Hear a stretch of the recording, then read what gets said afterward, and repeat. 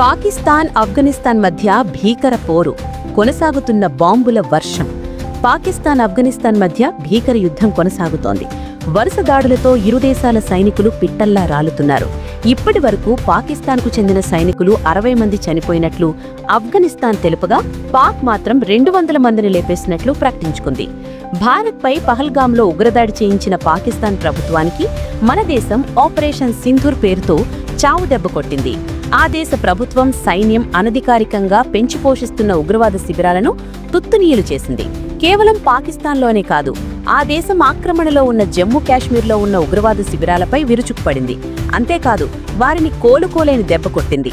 బాలాకోట్ దాడుల తర్వాత అతిపెద్ద నష్టం మళ్లీ ఆపరేషన్ సింధూర్తో పాక్లోని ఉగ్రవాదులకు కలిగింది.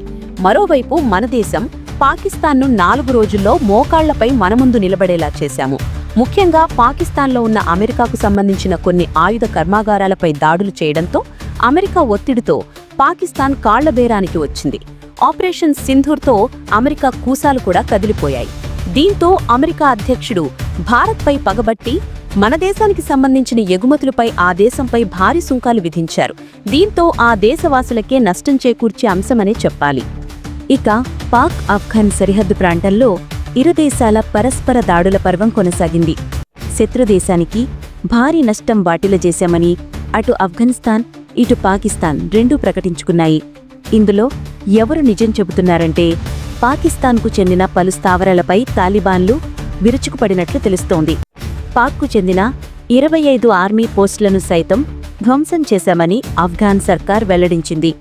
ఖైబర్ పఖ్తుంఖ్వా, బలూచిస్తాన్ పరిధిలోని బరామ్ షాల్లో సరిహద్దు వెంబడి ఉన్న అంగూర్ అడ్డా, బజౌర్, ఖుర్రం, డిర్, చిత్రాల్లోని పాక్ ఆర్మీ పోస్టులపై తాలిబాన్ బలగాలు దాడులు చేశాయి.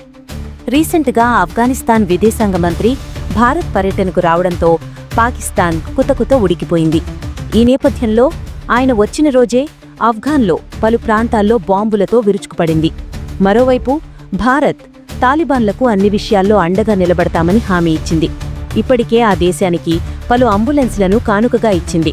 అంతేకాదు, ఆ దేశంలో పలు ప్రాజెక్టులు నిర్మించడానికి ముందుకొచ్చింది.